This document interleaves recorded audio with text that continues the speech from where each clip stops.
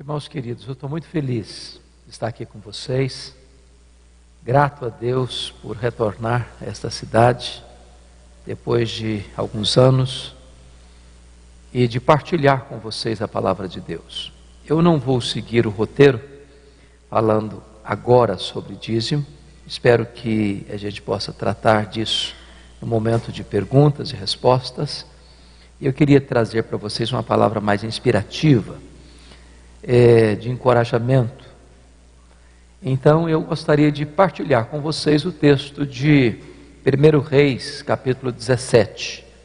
Eu peço que você abra a sua Bíblia desse texto, e nós vamos ler do verso 1 ao verso 10, e tecer algumas considerações. A minha oração é que Deus nos visite com a sua graça, aqueça o nosso coração e nos encoraje. E esse texto, 1 Reis 17, diz o seguinte: Então Elias, o tesbita, dos moradores de Gileade, disse a Acabe: Tão certo como vive o Senhor, Deus de Israel, perante cuja face estou, nem orvalho nem chuva haverá nesses anos, segundo a minha palavra. Veio-lhe a palavra do Senhor dizendo: Retira-te daqui, vai para a banda do Oriente, e esconde-te junto à torrente Querite, fronteira Jordão. Beberás a torrente, e ordenei aos corvos que ali mesmo te sustentem. Foi, pois, e fez segundo a palavra do Senhor. Retirou-se e habitou junto à fonte de Querite, fronteira ao Jordão. Os corvos lhe traziam pela manhã pão e carne, como também pão e carne ao anoitecer, e bebia da torrente. Mas passados dias, a torrente secou, porque não chovia sobre a terra. Então lhe veio a palavra do Senhor dizendo: Dispõe-te, vá a Sarepta, que pertence a Sidom, e demora-te ali onde ordenei a uma mulher viúva que te dê comida. Então ele se levantou e se foi a Sarepta. Amém. Meus amados, afirmar que nós estamos vivendo hoje no Brasil uma crise aguda, agônica, endêmica e sistêmica, já não produz impacto em mais ninguém. A palavra de ordem do Brasil é crise. E talvez o estado do Rio de Janeiro seja um símbolo dessa crise. Quando vimos para cá, pensávamos nisso. 3 governadores desse estado, ex-governadores presos. Isso é emblemático. Isso retrata a carranca da crise. Nós estamos com a cara coberta de vergonha, rubros de vergonha, pela corrupção tão galopante no nosso país, alcançando políticos do primeiro escalão, empresários da mais alta reputação de grandeza, corrupção que se capilariza para todos os setores da sociedade brasileira. Estamos vivendo uma crise religiosa. Crise religiosa.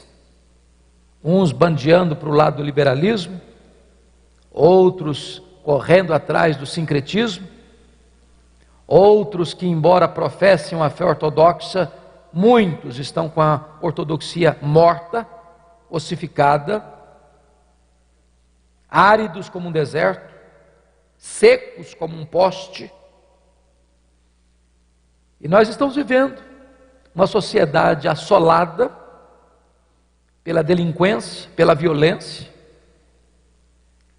atormentada por uma perseguição atroz, no sentido de tentar minar a família, desconstruir a família, onde esse ataque não é velado, vem desde o palácio, passando pelo parlamento, pelas cortes, pela grande mídia, pela imprensa, pelo mais poderoso instrumento de comunicação deste país, a Rede Globo de televisão.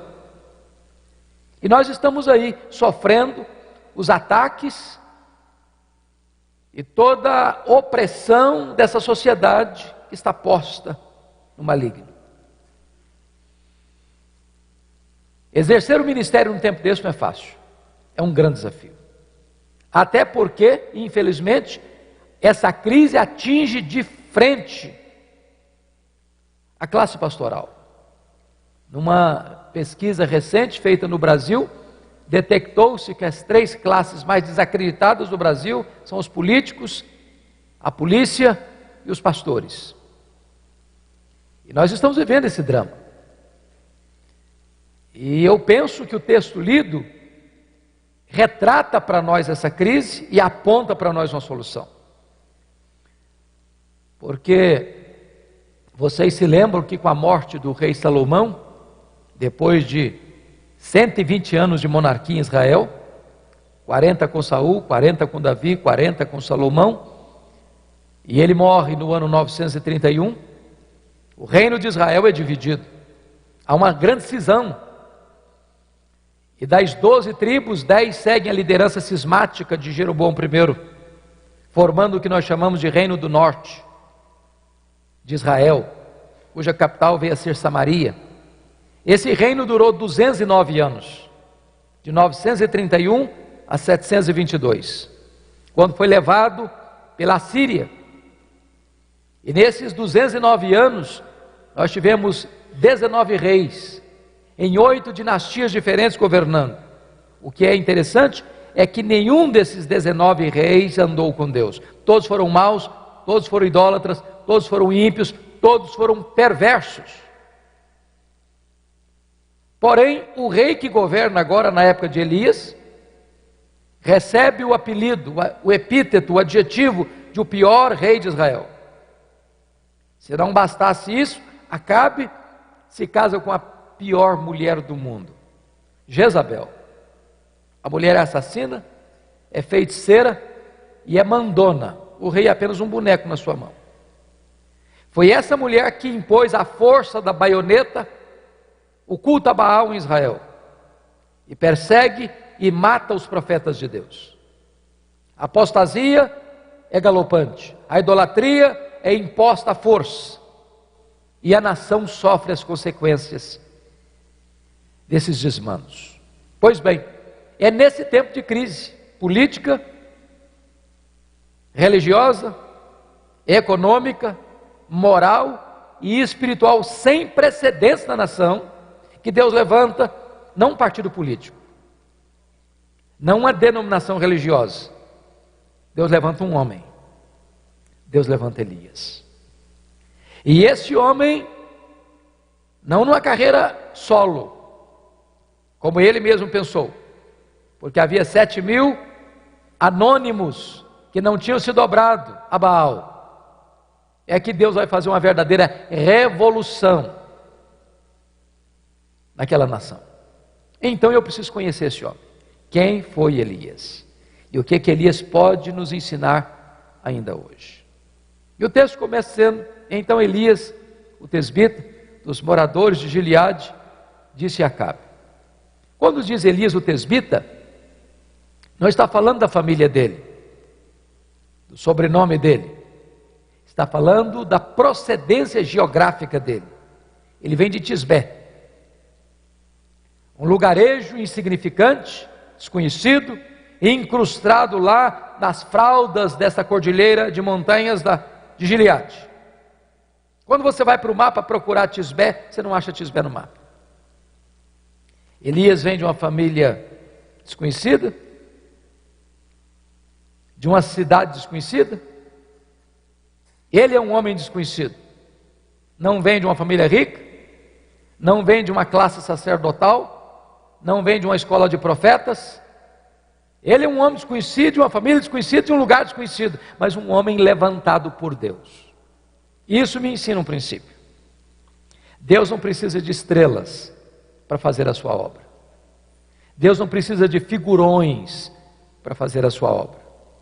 Deus pode usar gente como Elias, como você e como eu. Talvez, irmãos, um dos grandes problemas da igreja evangélica brasileira é que tem estrelas demais, figurões demais, gente que se julga importante demais.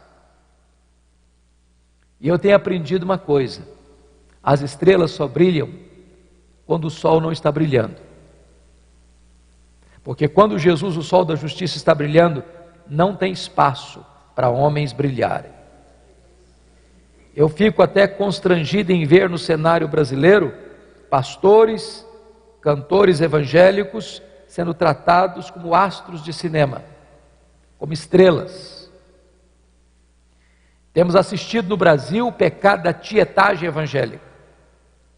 Isso é grave. E quando a igreja contribui para esse pensamento, para essa prática, a igreja está em pecado. Porque Deus não divide a sua glória com ninguém. Toda a glória dada ao homem é glória vazia, é vanglória, é idolatria, é abominação para Deus. E sabe, irmãos, a igreja, infelizmente, tem tendência para isso. Como aconteceu na igreja de Corinto, uma igreja formada e construída ao redor de ícones humanos, partidos dentro da igreja. Eu sou de Paulo, eu sou de Apolo, eu sou de Cefas, eu sou de Cristo. E Paulo põe o machado da verdade na raiz dessa tendência perigosa, perguntando assim: mas quem é Paulo? Mas quem é Apolo? E ele mesmo responde: apenas servos, por meio de quem vocês creram, de tal maneira que nem o que planta, nem o que rega é coisa nenhuma, mas Deus que dá o crescimento. E Paulo dá o tiro de misericórdia no capítulo 4, versículo 1 e 2, quando ele diz que o que importa é que os homens os considerem como ministros, como dispenseiros, e o que se requer deles é que sejam encontrados fiéis.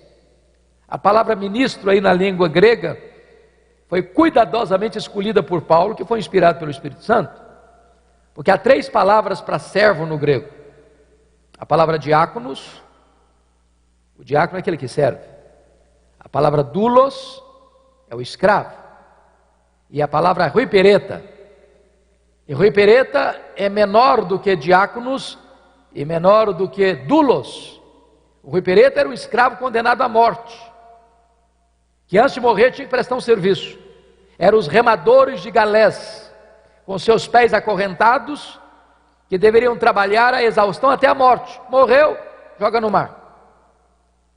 A palavra ministro que Paulo usa aí não é diácono, não é doulos, é huipereta. O que Paulo está fazendo é esvaziando a bola.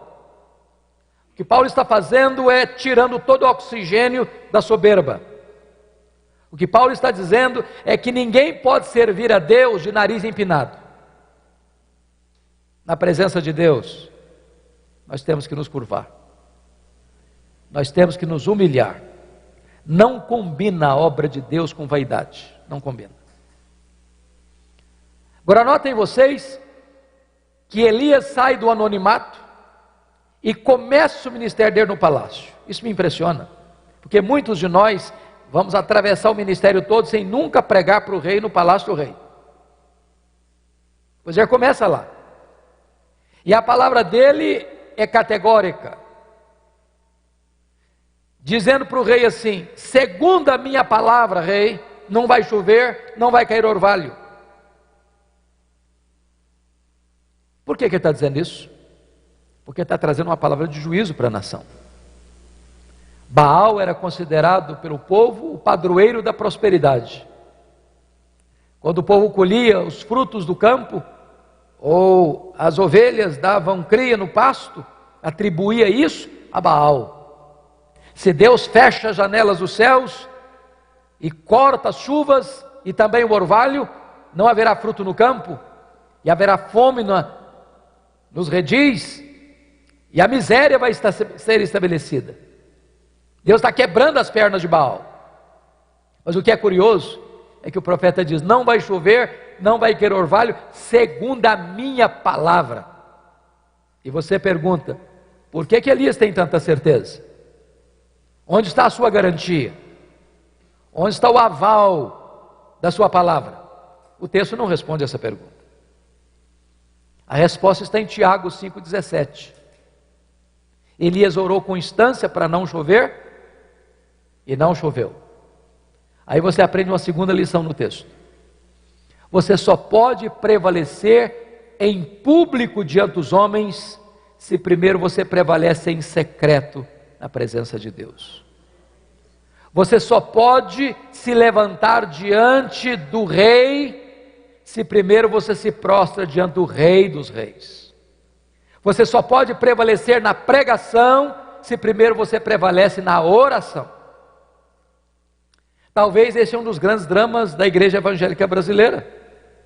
Nós separamos academia de piedade.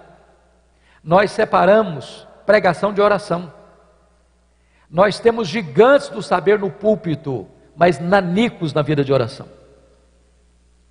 Nós temos gente com muita luz na cabeça, mas com pouco fogo no coração. Nós temos gente que sabe muito a respeito de Deus, mas não conhece a intimidade de Deus. E se nós queremos impactar o Brasil, se nós queremos ter ministérios relevantes e fiéis, nós precisamos nos matricular na escola da oração. Não tem poder sem oração. Deus age através de homens que têm os joelhos dobrados. Porque, irmãos amados, sem o poder do Espírito Santo, os nossos lábios são de barro e as nossas palavras não passam de vento.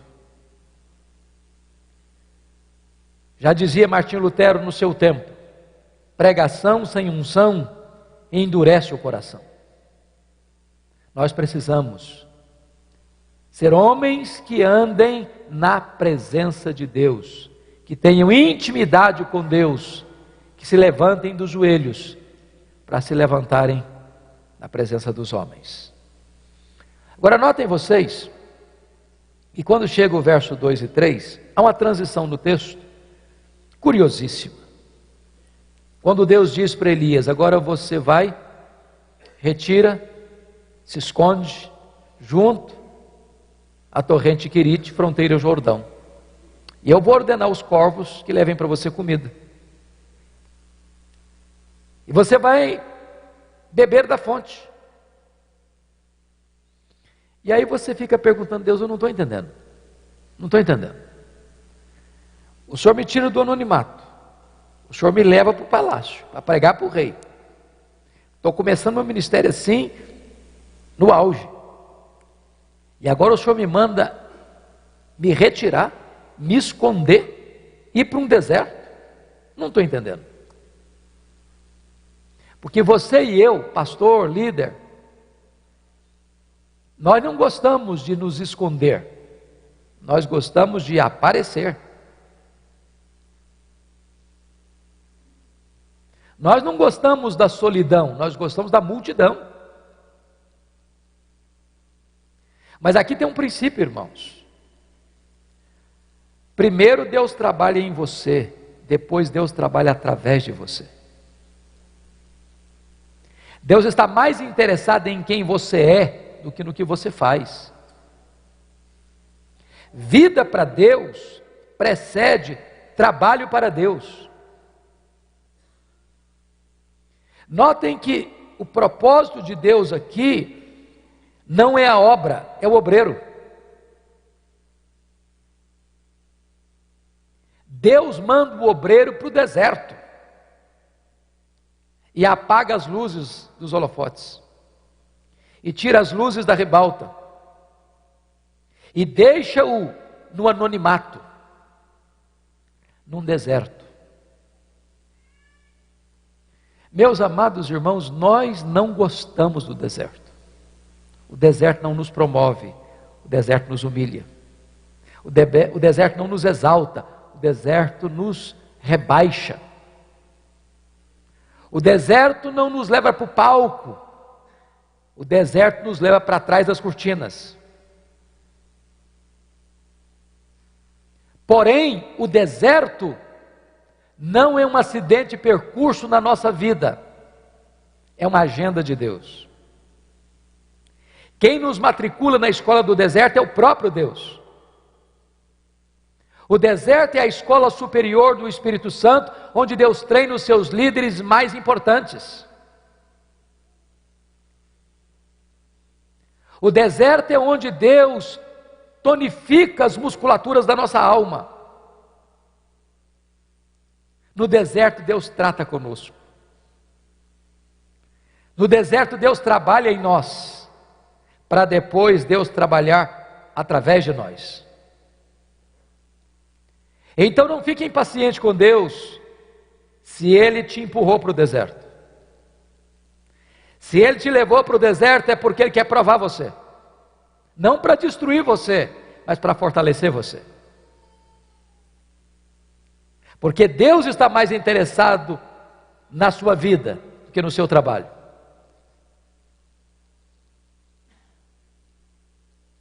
Seu ministério não será maior do que a sua vida.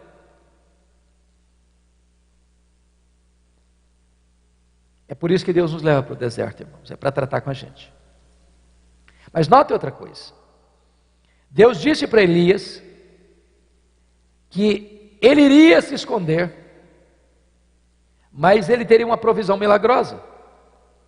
Eu fico imaginando Deus usando os garçons voadores para levar pão e carne para ele. Era um milagre toda a refeição. Toda manhã, toda tarde, Elias viu um milagre. E mais, ele tinha que se beber da fonte. Ou Deus o sustentava ali, ou ele pereceria. Por que que Deus faz isso com Elias? Por que que Deus faz isso com você e comigo? Porque, irmãos, nós precisamos aprender uma das mais importantes lições da vida e do ministério. Precisamos depender mais do provedor do que da provisão. Depender da provisão é fácil. Você a tem, você a administra. A grande pergunta é: e quando a provisão acaba, o que é que você faz? Porque se você observar o versículo 7, Elias está onde Deus mandou ele estar, fazendo o que Deus mandou ele fazer, e de repente a fonte seca. E agora? E agora? Nós estamos vivendo uma crise no Brasil, irmãos. Talvez a cidade onde vocês vivem sentiu as reverberações dessa crise. Empresas fecharam, lojas fecharam, pessoas foram mandadas embora do trabalho, chefes de família ficaram angustiados. Meu Deus, e o que é que eu faço agora para sustentar minha família? O que é que eu faço agora para manter meu filho, minha filha na faculdade? O que é que eu faço agora para pagar meu plano de saúde? O que é que eu faço agora com os compromissos financeiros que eu assumi e o meu salário diminuiu ou até acabou? O que é que eu vou fazer da minha vida? Para onde eu vou? Deixa eu dizer uma coisa para você. Quando a sua fonte seca, Deus sabe onde você está. Deus sabe para onde você deve ir. Deus sabe o que você precisa fazer. A sua fonte secou, mas os mananciais de Deus continuam jorrando. A sua despensa pode ficar vazia, mas os celeiros de Deus continuam cheios. Nada disso pegou Deus de surpresa. Nada disso deixou Deus numa situação embaraçosa. Você e eu não cremos em acaso. Você e eu não cremos em sorte. Você e eu não cremos em azar. Você e eu não cremos em determinismo cego. Você e eu não temos medo de olho gordo, nem de sexta-feira 13. Você e eu alçamos a voz com inabalável confiança e dizemos: sabemos. Não sentimos, sabemos. Essa não é a linguagem da conjectura hipotética, essa é a linguagem da certeza experimental. Sabemos que todas as coisas, não algumas, não a maioria, todas as coisas cooperam para o bem daqueles que amam a Deus, daqueles que são chamados segundo o seu propósito. Se Deus leva você para o deserto, se Deus prova você, se de repente nessa escola do deserto a sua fonte seca, Deus não perdeu o controle. Deus está apenas matriculando você num estágio mais avançado do treinamento. Para que nesse momento você entenda que você tem que depender do provedor mais do que da provisão. Me permitam, por favor, contar uma experiência pessoal. No ano 2000 eu fui para os Estados Unidos para fazer um curso de doutorado em ministério na área de pregação. E a igreja que eu tenho o privilégio de pastorear há 32 anos, a Igreja de Vitória, na época votou uma verba para o nosso sustento. Chegamos a um acordo que $2.300 por mês seria suficiente. Agora é claro que eu tinha valores a deduzir desse montante. Primeiro, porque todo pastor é dizimista, pelo menos pressupõe que seja. Bom, se eu recebia 2.300, 230 já ficava na tesouraria, recebia líquido 2,70. Tem uma pessoa muito querida nossa que trabalha conosco, mora conosco já há 28 anos. E eu achei que não seria honesto desampará-la nesse período da nossa ausência. Continuei pagando o salário dela. O apartamento que nós morávamos, foi para lá uma missionária, com o compromisso de pagar o condomínio. Só que ela mudou-se da cidade, 5 meses depois, e eu tive que pagar o condomínio. O certo é que desse montante eu recebia líquido 1.300, 1.200, em torno disso. E eu vou para Jackson, Mississippi, com expectativa de meia bolsa no seminário, não recebi bolsa de 1 centavo. Quando eu chego lá, não tem transporte público, tive que comprar um carro velho. Não tinha escola pública para matricular as crianças, tive que pagar uma escola para eles. E eu e minha esposa levantávamos 4 horas da manhã para limpar a escola, para ganhar um desconto de $200 na mensalidade. Tínhamos que pagar aluguel, escola de inglês, seminário, e etc, e etc, e etc. Quando nós botamos tudo na ponta do lápis, a nossa despesa nunca ficou inferior a 3.000 por mês. Eu tinha um orçamento de 1.300 por mês. Nós tínhamos levado todas as nossas economias pessoais, todas. Só que com 5 meses, a economia acabou. O carro que era velho, quebrou. Levei para a oficina $1.350 para consertar, eu não tinha dinheiro para tirar o carro da oficina. Não tinha mais dinheiro para pagar seminário. Não tinha mais dinheiro para fazer compra para casa. Para agravar o problema, me deu uma grande inflamação no punho, eu não segurava nem o rodo, nem a vassoura mais. Não dava para limpar a escola. Então, menos $200 também no orçamento. E eu vi algumas situações semelhantes. Quando o aluno não podia pagar o seminário, o diretor ou alguém responsável fazia uma visita de cortesia e dizia o seguinte: já que você não pode pagar, o irmão está liberado para voltar para o seu país. Eu não queria ser mais pesado à igreja. E eu chamei minha família e disse: nós temos 2 opções. Ou voltamos frustrados, ou vamos pedir para Deus um milagre. Nós sempre pregamos que Deus é o Jeová Jireh. Nós sempre pregamos que Deus é o Deus da provisão. Então chegou a hora.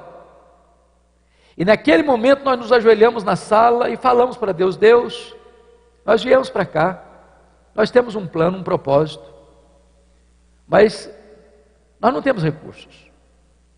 Então, nós queremos declarar aqui que nós cremos que se tu quiseres, tu podes nos abençoar, abrir uma porta, abrir uma janela, levantar gente aqui para nos socorrer. Quando nós terminamos a oração, o telefone tocou. E eu corri para o telefone. Era um convite para pregar na Pensilvânia, a 2.000 quilômetros de onde eu morava. Eu fui para aquela conferência sem o dinheiro do lanche no bolso. Quando eu terminei a conferência, quem dirigia o trabalho disse algo como que um óbvio ululante. Disse assim: meus irmãos, o pastor Hernandes é estudante aqui na América, e todo estudante é duro. Não sei nem se é profeta para falar um negócio desse. Se alguém quiser ajudá-lo, fique à vontade. Eu saí daquela conferência com $5.500 de oferta. Um pastor me procurou depois do culto e disse: eu vou lhe mandar $300 por mês, até você terminar o seu curso. Eu voltei para casa chorando. Tirei o carro da oficina, paguei as mensalidades, fiz compra para casa, ainda sobrou dinheiro. Na semana seguinte, um outro telefonema, um convite para pregar em New Hampshire, a 2.500 quilômetros. Eu fui para lá. Quando eu estou pregando meu último sermão, veio um presbítero atrás de mim, e eu estou vindo dessa igreja, preguei nessa igreja domingo passado agora, e ele botou um bilhete dentro da minha Bíblia. Ele disse: eu não sei o que está acontecendo com você, mas Deus tocou o nosso coração, e nós vamos mandar para você $600 por mês, até você terminar o seu curso. Terminado a conferência, me deram $2.500 de oferta. Para encurtar a conversa, eu recebi 21 convites para pregar, em 10 estados diferentes. Cada lugar que eu ia, Deus fazia um milagre diferente. Um dia uma mulher fez uma viagem de 60 milhas de noite, debaixo de neve, que Deus tocara o coração dela, para onde eu estava, para me dar uma oferta. No dia que nós viemos embora, passamos o nosso tempo lá, concluímos o nosso curso. No dia que eu terminou o curso, já apresentei a tese, sem deixar nenhuma pendência para trás. Nunca nos faltou nada, nada. E a inflamação na mão era por um propósito. Deus não queria que eu gastasse meu tempo lá limpando a escola. Deus queria que eu gastasse meu tempo lá debruçado em cima dos livros, afiando o machado. Porque o tempo gasto em amolar o machado não é tempo perdido. Quando nós fomos ao banco no dia que viemos embora para fechar a conta, uma surpresa. Exatamente o valor das nossas economias pessoais que nós havíamos levado estava lá no banco. E Deus nos ensinou uma grande lição: quando a sua fonte seca, a minha fonte está jorrando. Quando a sua despensa fica vazia, o meu celeiro fica cheio. Nessa hora você precisa entender uma coisa: você depende do provedor mais do que da provisão. Agora notem comigo o versículo 8, que é uma outra transição radical, quase que um anticlímax. Quando Deus chega para Elias e diz: agora você vai sair daí, desse esconderijo, vai para Sarepta, lá em Sidom, fora de Israel, 150 quilômetros ao norte. Você vai para lá porque lá eu ordenei uma mulher viúva que te dê comida. Eu estou te entendendo. Como é que é esse negócio? Quem vai me tratar? Quem vai me sustentar lá? Uma mulher viúva.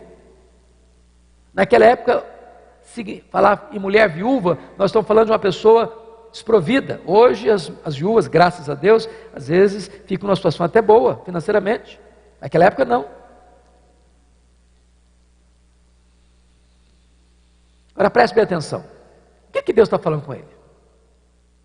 Literalmente o que Deus está falando com Elias é o seguinte: meu filho, você acabou o estágio do deserto. Agora você aperta os cintos, porque eu vou matricular você no estágio mais avançado. Agora eu vou jogar você na fornalha.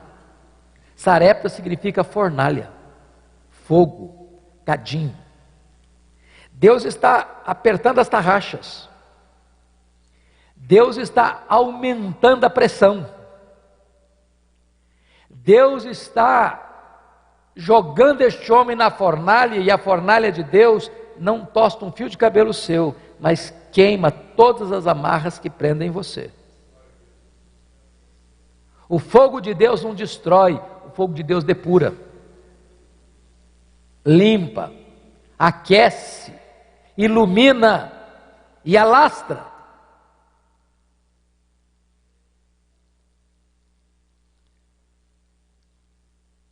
Ele estava em Querite, escondido. Escondido de quem?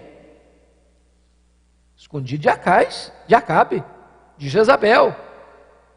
E se você ler no capítulo 18, versículo 10, está escrito aí que nesse tempo que Elias estava escondido, Acabe o procurava, vivo ou morto, em Israel e nas nações vizinhas. Botar a cara na rua era ser assassinado pela polícia de Acabe. Mas o Deus que envia é o Deus que protege. Agora pense comigo que Deus tem senso de humor. Isso ele tem. Porque o que Deus diz para Elias não faz sentido, irmãos. Se Deus dissesse assim: Elias, chega de ficar escondido, meu filho, vamos trabalhar um pouco agora? Vamos fazer o seguinte, eu vou levar você lá para Sarepta, para você sustentar uma mulher viúva. Tem uma mulher em crise lá, passando uma perrengue danado, a mulher está quase morrendo de fome, mas então você vai para lá agora, porque agora você vai sustentar essa mulher. E eu poderia dizer: bom Deus, então eu tenho um ministério, vou cuidar de uma mulher viúva, pronto, tá bom, algo útil. Só que o que Deus fala para ele é o contrário. Ele sai de Querite para não morrer de sede e quase morre de fome em Sarepta, porque a mulher que vai sustentar está morrendo de fome. Você entende isso? Deus humilha os seus servos. Você vai ter que depender da mulher viúva para sustentar você. Eu aprendi uma coisa: nunca rejeite uma oferta. Às vezes eu vou pregar em alguns lugares em que alguém vai me dar uma oferta, eu digo: meu Senhor, mas não sou eu que estou precisando da oferta, é a pessoa que está me dando a oferta que precisa. Mas eu nunca recusei, eu recebo, agradeço, e muitas vezes já fiz isso. Agora eu quero fazer uma coisa: eu gostaria de abençoar sua esposa, ou seu filho, ou a sua congregação com esta oferta. Porque não receber é um ato de orgulho. Ninguém é tão rico que não possa receber, e ninguém é tão pobre que não possa dar.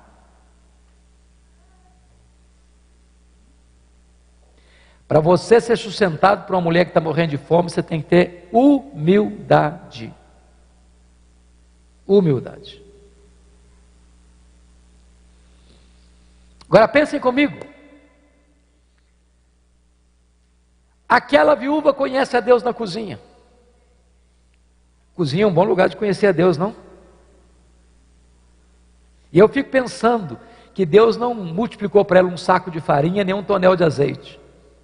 Eu acho que o milagre ali aconteceu toda vez que ela ia para fazer a refeição do dia. Ele olhava na panela, mesmo dia de farinha, olhava na botija, mesmo dia de azeite, hoje, amanhã, semana que vem, mês que vem. Já pensou esse milagre diário da multiplicação?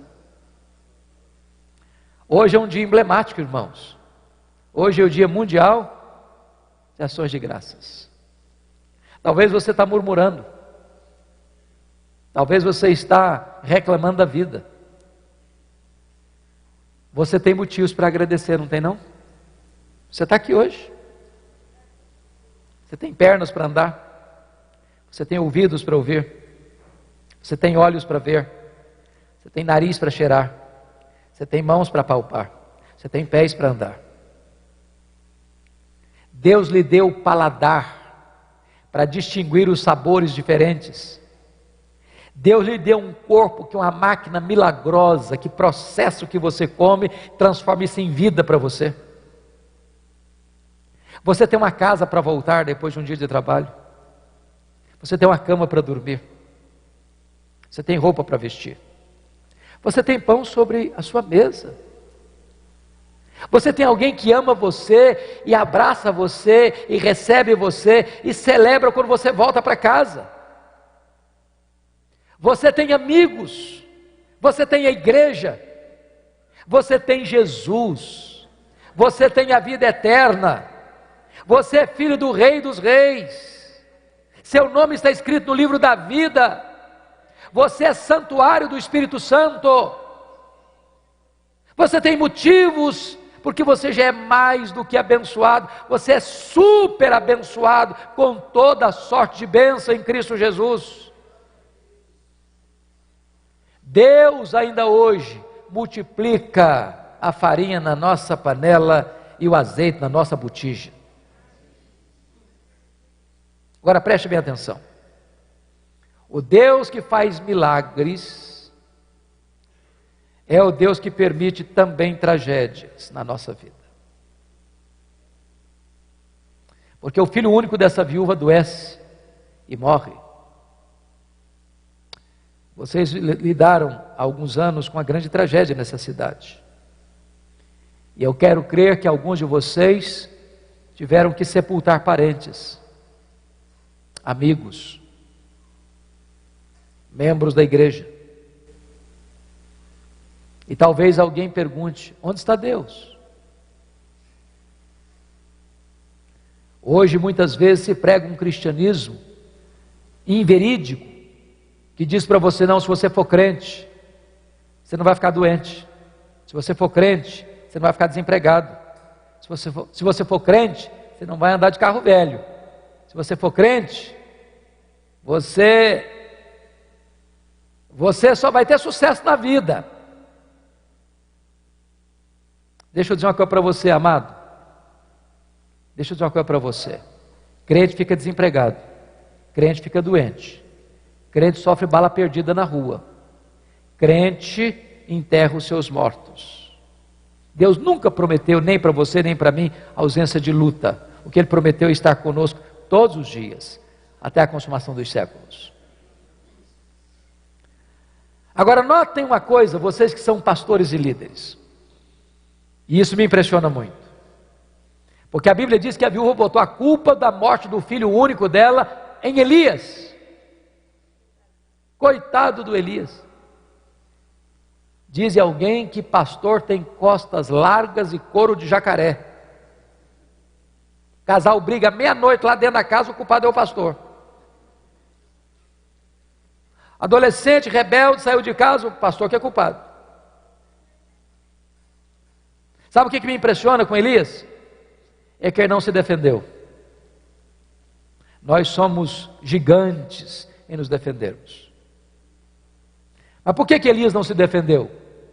Porque ele entendeu um princípio bíblico: não se esmaga a cana quebrada, nem se apaga a torcida que fumega. Tripudiar sobre quem está machucado não faz sentido.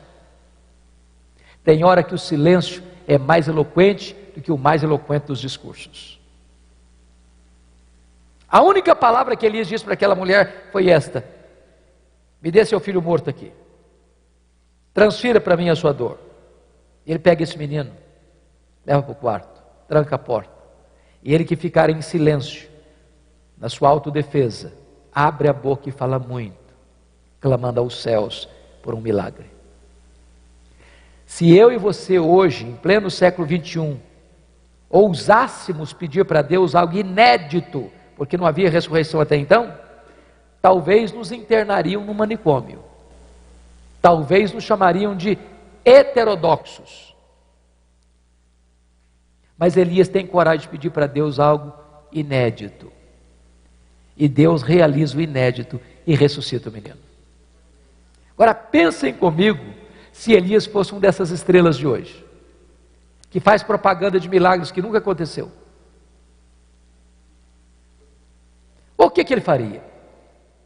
Eu acho que se Elias fosse um dos estrelas de hoje, eu faria algumas coisas. Primeiro, eu convocaria uma coletiva da imprensa, para dizer quão grande homem ele era. Eu acho que se ele fosse hoje, eu botaria alguns outdoors da cidade com a fotografia dele. Aqui está um grande profeta. Se Elias vivesse hoje, talvez eu faria, se fosse um dos estrelas de hoje, eu diria o seguinte: ele faria um discurso de autoelogio. Ele bateria palmas para ele mesmo. Talvez ele até cantasse um solo do hino "Quão grande és tu" diante do espelho. Não tem nada disso. Mulher, o teu filho vive. Sabe o que significa isso, irmãos? Se Deus, pela sua graça, está usando a sua vida e o seu ministério, bote a boca no pó. Porque tudo vem de Deus, tudo é por meio de Deus e tudo é para Deus. Não cabe a você querer a glória para você mesmo. Porque se Deus está usando você, não é por causa de você, é por causa dele. Agora, eu quero terminar aqui. Quando você honra Deus, Deus honra você. Porque o último versículo deste capítulo 17 diz que esta viúva diz para Elias assim: agora eu sei que tu és um homem de Deus, e que a palavra do Senhor na tua boca é verdade. Irmãos, tem duas coisas que eu chamo a atenção aqui que me impactam. Primeiro, como é que nós estamos sendo chamados e conhecidos na nossa cidade? Homens ricos, homens cultos, homens influentes, homens políticos, homens manipuladores nos bastidores, ou homens de Deus? O que é que as pessoas sabem a nosso respeito? Como elas nos tratam? Quem somos nós? Homens de Deus. Mas a segunda coisa me deixa com os joelhos bambos até hoje. Agora eu sei que a palavra do Senhor na tua boca é verdade. Meus irmãos, isso implica que pode ser então que a palavra de Deus não seja verdade na minha boca. Está escrito em Jeremias 15:19 assim: se tu te arrependeres, eu te farei voltar, estarás na minha presença. Se apartares o precioso do vil, serás a minha boca. Em outras palavras, nem todas as pessoas que proferem a palavra de Deus são boca de Deus. Uma coisa é proferir a palavra de Deus, outra coisa bem diferente é ser boca de Deus. Vocês já notaram isso? Chega um pregador e prega uma mensagem. Acontece nada. Chega outro e prega a mesma mensagem. Os corações se derretem. Por quê? É porque um é boca de Deus, o outro não é. Eu acho que mais do que eu, todos vocês aqui, conheceram, na palavra do pastor Jeremias Pereira, o mestre Antônio Elias. Quem de nós não foi abençoado, encorajado, desafiado pela vida, pela pregação de Antônio Elias? E ele estava num congresso. Quando ele terminou de pregar, abriu o plenário para perguntas, e levanta um irmão e faz uma pergunta teológica para ele. Pergunta complexa, aguardando uma resposta profunda, e perguntou assim: pastor Antônio Elias, ajuda-nos a entender esta grave, importante, decisiva questão da unção. O que é unção? E ele respondeu: é muito simples. Unção significa que uns são, outros não são. É só isso.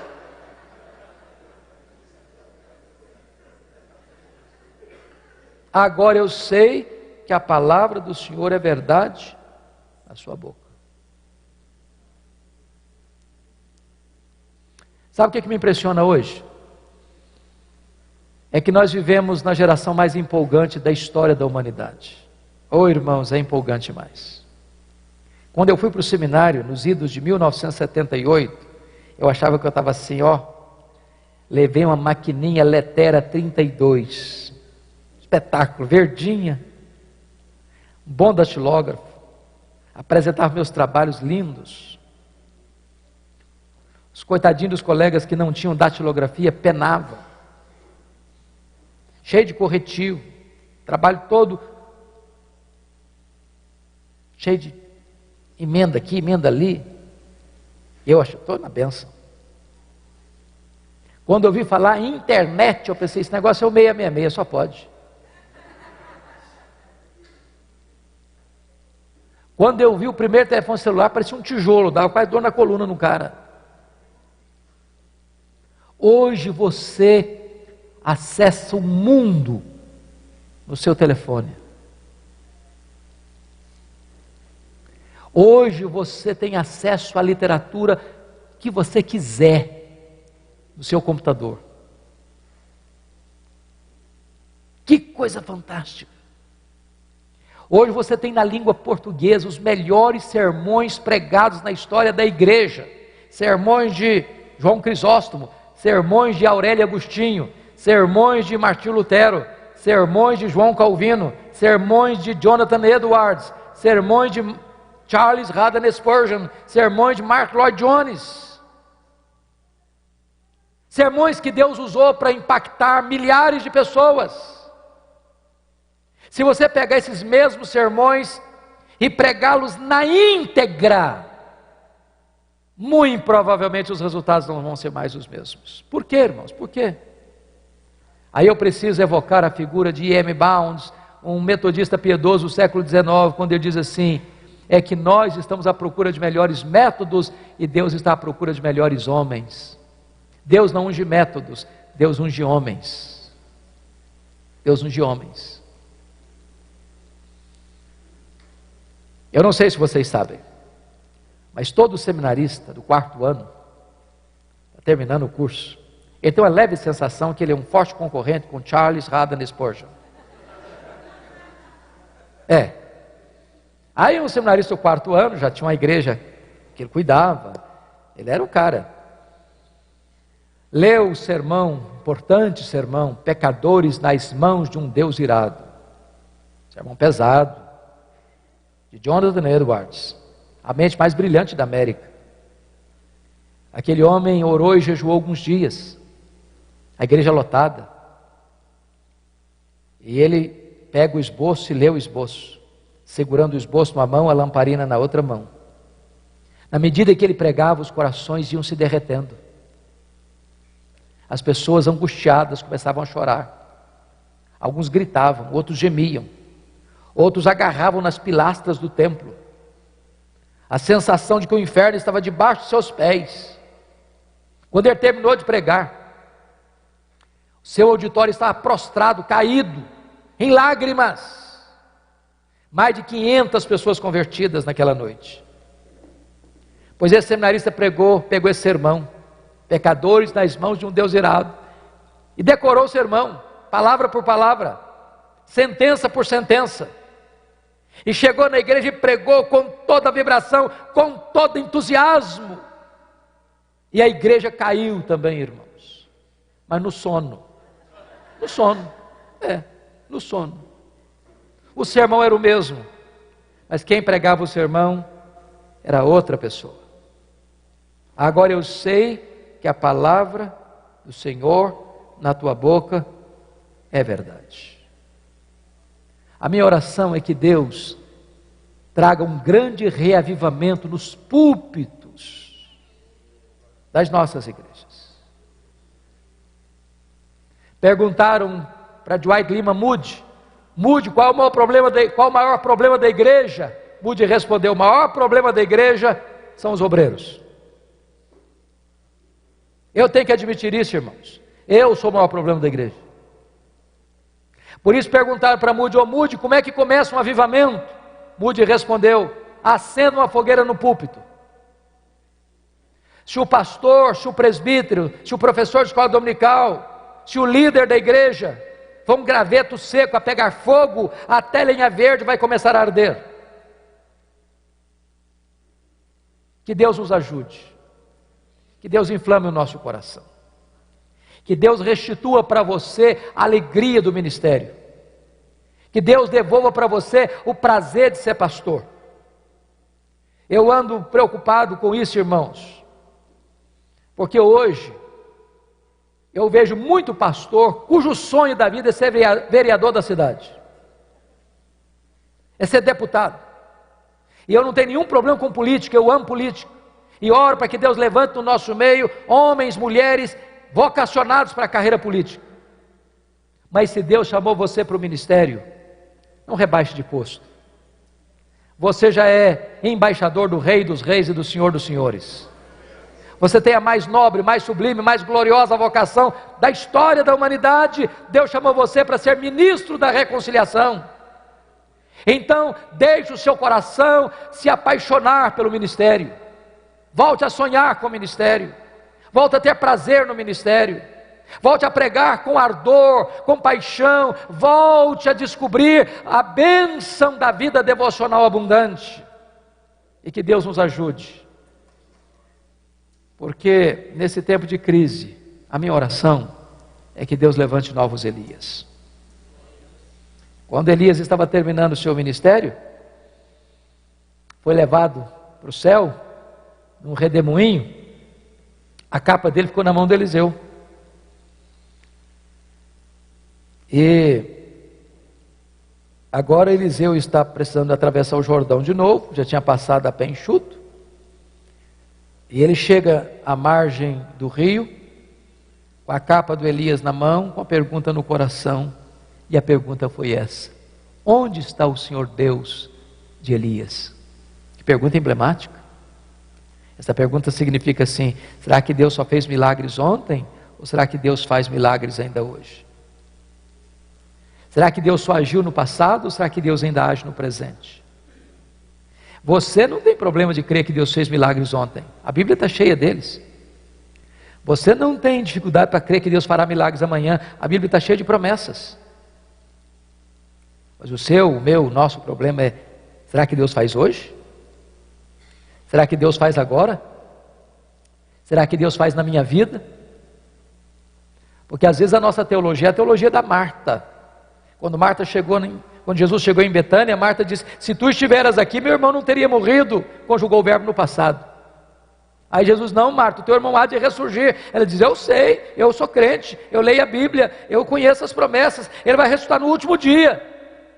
Aí Jesus: não, Marta, não, Marta, eu não fui, eu não serei, eu sou a ressurreição e a vida. Eu faço milagres hoje, Marta. Eu realizo grandes coisas hoje. Por isso, irmãos, eu encerro aqui. A pergunta que eu faço hoje não é mais: onde está o Senhor Deus de Elias? A pergunta que eu faço para o seu coração é: onde estão os Elias de Deus? Eles estão aqui nessa noite. O Brasil está em crise. O Israel estava em crise. E a nossa oração é que Deus levante novos Elias na nossa geração. Que Deus nos abençoe. Amém.